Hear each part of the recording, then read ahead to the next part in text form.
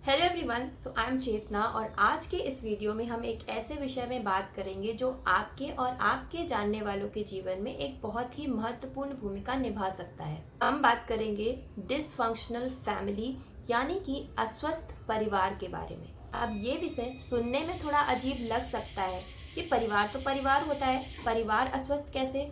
लेकिन ऐसा होता है, इसलिए इस विषय को समझना और इस समस्या से निपटना बहुत ही ज्यादा जरूरी है। इसीलिए इस वीडियो को अंत तक देखें और जानें कि कैसे आप अपने परिवार को और भी ज्यादा स्वस्थ और मजबूत बना सकते हैं। तो सबसे पहले हम ये समझते हैं कि एक डिसफंक्शनल फैमिली होती क्या है। डिसफंक्शनल फैमिली एक ऐसा परिवार होता है जिसमें परिवार के सदस्य एक दूसरे के साथ स्वस्थ और सकारात्मक रूप से नहीं रह पाते। कहने का मतलब ये है कि घर में हमेशा कोई ना कोई समस्या बनी ही रहती है, ना तो आपस में ठीक से बातचीत होती है और ना ही एक दूसरे की भावनाओं की कोई कदर की जाती है। और सबसे बड़ी बात कि घर में हमेशा एक तनावपूर्ण माहौल होता है। मतलब कहने का कि घर में वो घर वाली फीलिंग ही नहीं आती है। हमेशा लोगों को यही चिंता बनी रहती है कि पता नहीं किस बात पर कब माहौल बिगड़ जाए।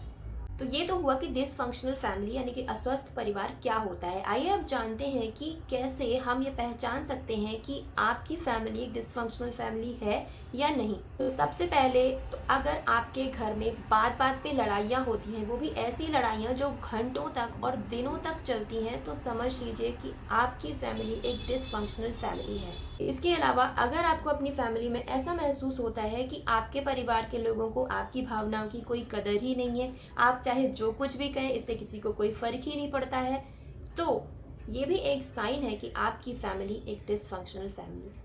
इसके अलावा अगर आपके परिवार में कम्युनिकेशन की कमी है, यानी कि लोग खुल करके आपस में एक दूसरे से बातचीत नहीं कर पाते, अपनी भावनाओं को एक्सप्रेस नहीं कर पाते, और ज़्यादातर ऐसा होता है कि लोग अपनी बात रखने से हिचकिचाते हैं क्योंकि उन्हें ये डर रहता है कि कहीं मैंने अगर अपने आप को एक्सप्रेस किया या अपनी बात रखी तो इस वजह से घर में लड़ाई झगड़ा ना हो जाए या परिवार का माहौल ना खराब हो जाए।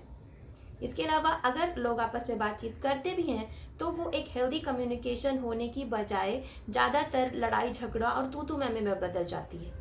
इसके अलावा किसी भी परिवार में अगर कोई एक खास सदस्य ऐसा है जो कि पूरे परिवार को नियंत्रित करके रखना चाहता है, वो चाहता है कि पूरा परिवार उसके हिसाब से चले, हर बात में उसकी परमिशन ली जाए और हर छोटी छोटी बात को कंट्रोल करने की कोशिश करता है, तो ये भी एक साइन है कि आपका जो परिवार है वो एक डिसफंक्शनल फैमिली है। ऐसे परिवारों में ये होता है कि कई बार लोग अपनी भावनाएं जो है वो खुलकर एक्सप्रेस नहीं कर पाते और ऐसा ऊपर ऊपर से लगता है कि सब कुछ बहुत बढ़िया चल रहा है और सब कुछ बहुत अच्छा है, पर ऐसा होता नहीं है क्योंकि जो फैमिली होती है उसमें कई तरह के लोग होते हैं, सबकी अपनी फीलिंग्स होती हैं, सबकी अपनी इच्छाएं होती हैं और ज़रूरतें होती हैं। तो जब भी कोई व्यक्ति उन्हें कंट्रोल करता है और अपने ऊपर हिसाब से चलाने की कोशिश करता है, तो भले ही जो अदर लोग हैं वो इस चीज़ को एक्सप्रेस ना करें, बट मन ही मन वो खुश नहीं होते हैं। और फिर सडनली जब ये चीज़ बाहर आती है तो लोगों को लगता है कि अरे पहले तो ऐसा नहीं था, पर पता नहीं अब क्या हो गया जो हमारे परिवार में ऐसा हो गया। बट ऐसा नहीं है, ये चीज़ हमेशा से वहाँ थी, जस्ट बिकॉज कि वो अपनी फीलिंग्स को बॉटल अप करके रख रहे थे। एंड जब ये सारी चीज़ें एक लिमिट में पहुँच जाती हैं तो थिंग्स एक्सप्लोड होती हैं और रिजल्ट। इसके अलावा अगर परिवार में एक दूसरे से लोग बातें छुपाते हैं और एक दूसरे से कुछ चीज़ें गुप्त रखी जाती हैं कि इसको ये मत बताना, उसको वो मत बताना, या एक दूसरे को धोखा देते हैं, तो ये भी एक साइन है कि आपकी फैमिली एक डिसफंक्शनल फैमिली हो सकती है। अब अगर हम इस चीज़ को और बेहतर तरीके से समझने के लिए कुछ एग्जाम्पल लें, तो फॉर एग्जाम्पल कि एक फैमिली है जिसमें एक फादर जो हमेशा ड्रिंक करके घर में आता है और घर के लोगों के ऊपर चीखता है, चिल्लाता है। उसी घर में एक छोटा बच्चा है जो ये सारी चीज़ों को देखता है।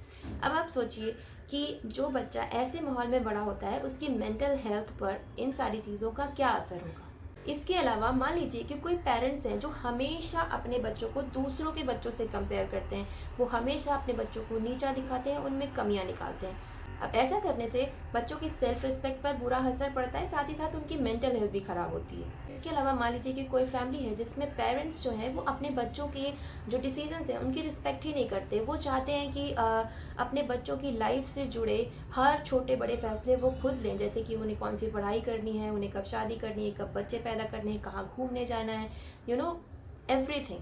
ऐसे में भी जब बच्चे खुद के फैसले खुद नहीं ले सकते तो एक उम्र के बाद बच्चे बहुत ही ज़्यादा कंट्रोल फील करते हैं और अपने पेरेंट्स से एक तरह की दूरी बना लेना चाहते हैं। वो उनके साथ खुश महसूस नहीं करते। तो ये सब एग्जाम्पल जो हुए वो हुए कुछ ऐसे परिवारों के जिन्हें हम अस्वस्थ परिवार कह सकते हैं। आप जरा सोचिए कि वो व्यक्ति या बच्चा जो ऐसे परिवार में बहुत ज़्यादा समय तक रहता है तो उसके मेंटल हेल्थ पर इसका क्या असर होता है। ऐसे बच्चे जो इस तरह के परिवारों में पलते हैं और बड़े होते हैं, उनकी सेल्फ रिस्पेक्ट और सेल्फ कॉन्फिडेंस जो है वो बहुत ही ज़्यादा ख़राब हो जाती है। उनकी मेंटल हेल्थ बहुत ज़्यादा इफेक्ट होती है। साथ ही साथ बच्चे समाज और परिवार से कटा कटा महसूस करते हैं। इसके साथ साथ वो रिश्ते निभाने में या रिश्ते बनाने में भी बहुत ज़्यादा उत्साहित नहीं होते हैं, क्योंकि उनके मन में एक फैमिली की जो इमेज होती है वो बहुत ज़्यादा अच्छी नहीं होती है। इसके अलावा जो अडल्ट्स ऐसे अस्वस्थ परिवार में रहते हैं उनमें चिंता, तनाव, डिप्रेशन, एंजाइटी जैसी समस्याएं बढ़ जाती हैं। और इसका सबसे बड़ा नुकसान ये होता है कि चूंकि वो एक ऐसे परिवार में रह रहे हैं और ये सारी चीज़ें अपने आसपास देख रहे हैं, तो चांसेस ये है कि उनकी पर्सनालिटी भी ये सारी चीज़ों को अडॉप्ट कर लेती है और यही सारे एक्सपीरियंसेस कहीं ना कहीं भविष्य में चल के उनकी खुद की फैमिली को भी अफेक्ट करते हैं। जैसे हम कह सकते हैं कि एक तरीके का जनरेशनल साइकिल बन जाता है कि हमारे पेरेंट्स भी ऐसा करते थे, भले ही वो पैटर्न बहुत ही ज़्यादा अस्वस्थ हो, इससे सिर्फ नुकसान ही हो रहा हो, बट फिर भी लोग उस चीज़ को ब्लाइंडली अपने फ्यूचर में कैरी करते हैं और अपने फैमिली में वैसी ही चीज़ें करते हैं। अभी तक हमने जाना कि एक अस्वस्थ परिवार क्या होता है, इसके लक्षण क्या होते हैं, हमने कुछ उदाहरण भी देखे और हमने ये भी जाना कि कैसे ये हमें इफेक्ट करता है। अब सबसे महत्वपूर्ण बात ये है कि अगर आपको लगता है कि आपकी फैमिली एक डिसफंक्शनल फैमिली है तो कैसे आप इस चीज़ से बाहर निकल सकते हैं। तो सबसे पहले तो खुल के बातचीत करें, समस्या को पहचानें और उसे हल करने के विषय में खुल के बातचीत करें बिना किसी संकोच के। अक्सर मैंने देखा है कि परिवारों में ये होता है कि लोग खुलकर बातचीत करने से हिचकिचाते हैं, क्योंकि शायद उन्हें ये डर होता है कि अगर वो खुल के अपने आप को एक्सप्रेस करेंगे तो परिवार का माहौल खराब होगा या लोग नाराज हो जाएंगे या उनसे दूर हो जाएंगे। बट अपनी फीलिंग्स को अंदर रखने में या चुप रहने में समस्याएं सॉल्व नहीं होती हैं, बल्कि समस्याएं और भी ज़्यादा जटिल हो जाती हैं। तो अगर आपको किसी की कोई बात परेशान कर रही है या आपको किसी की कोई बात अच्छी नहीं लगती है तो आप खुल करके उनसे इस बारे में बात करें।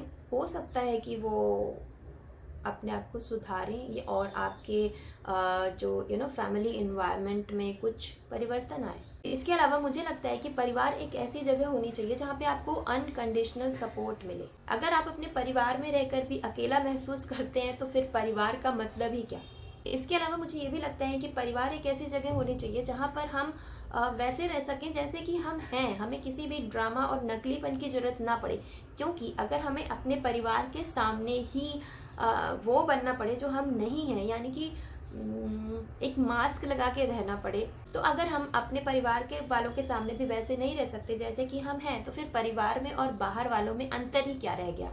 इसके अलावा अगर आपकी समस्याएं बहुत बड़ी हैं, आपका जो परिवार का माहौल है वो बहुत ही ज़्यादा टैंगल्ड हो चुका है और समस्याएं बहुत ही ज़्यादा बढ़ चुकी हैं जो बातचीत से और साथ बैठने से नहीं सुलझ सकती हैं, तो आई थिंक आपको एक फैमिली काउंसलर के पास जाना चाहिए अपने परिवार के साथ। क्योंकि परिवार एक ऐसी चीज़ होती है ना कि जिसको लोग इसे ऐसे ही छोड़ भी नहीं सकते। परिवार बहुत ही इम्पॉर्टेंट है, तो इसलिए जब हमें साथ ही रहना है तो साथ रह करके एक दूसरे का सर फोड़ने की बजाय कि क्यों ना हम थेरेपिस्ट और काउंसलर के पास जाएं और एक हंसी खुशी और बेहतर पारिवारिक माहौल बनाएं। इसके अलावा एक इम्पॉर्टेंट चीज़ ये भी है कि घर में स्वस्थ आदतें विकसित करें, जैसे कि घर में एक प्यार भरा और रिस्पेक्टफुल माहौल बना, जैसे कि अपने परिवार के सदस्यों की बातों को ध्यान से सुनें, उनकी छोटी छोटी बातों का ध्यान रखें, उनकी भावनाओं की कद्र करें, अपनी इच्छाएं उन पर ना थोपें, बात बात पर कमियां ना निकालें, उन्हें अपने हिसाब से चलाने की कोशिश तो बिल्कुल ही ना करें, क्योंकि हर इंसान एक इंडिविजुअल होता है और जब भी आप किसी को कंट्रोल करने की कोशिश करेंगे वो आपके पास आने की बजाय आपसे और दूर ही होता चला जाएगा। इसके अलावा डिसफंक्शनल फैमिली में एक सबसे बड़ी कमी ये भी होती है कि जब भी कोई बात होती है, कोई समस्या होती है, तो परिवार के सदस्य जिम्मेदारी लेने की बजाय उसका दोष अक्सर दूसरों पर मढ़ते हैं। कि इसने ऐसा किया तभी ऐसा हुआ, इसकी गलती की वजह से ऐसा हुआ, अरे ये तो ऐसा ही है तभी ऐसा हो जाता है। दोषारोपण करने से कभी भी समस्या का समाधान नहीं निकलता है। ये बात हमेशा याद रखिए कि परिवार को जोड़कर रखना, हैप्पी रखना, हेल्दी रखना कभी भी किसी एक सदस्य की जिम्मेदारी नहीं होती है। ये परिवार के हर सदस्य की जिम्मेदारी होती है और मुझे लगता है कि घर के बड़ों की थोड़ा ज़्यादा ही होती है। So that's it for today's video. आज हमने डिसफंक्शनल फैमिली के बारे में विस्तार से जाना। तो इस वीडियो को देखने के बाद अगर आपको भी लगता है कि आपकी फैमिली भी एक डिसफंक्शनल फैमिली है और इस तरह की समस्याओं से जूझ रही है, तो आई थिंक आपको परेशान होने और टेंशन लेने की बजाय सुधार की ओर कदम उठाने चाहिए। अपने परिवार को प्यार और समझदारी से मजबूत बनाएं, क्योंकि एक स्वस्थ और खुशहाल परिवार ही एक खुशहाल जीवन की नींव होता है। तो अगर आपको ये वीडियो अच्छा लगा तो इस वीडियो को लाइक करना बिल्कुल ना भूलें और साथ ही इस वीडियो को अपने दोस्तों और अपने परिवार के सदस्यों के साथ शेयर करें। साथ ही हमारे चैनल को सब्सक्राइब करें ताकि भविष्य में आपको इस तरह के वीडियो देखने को मिलते रहें। Yes, thank you for watching.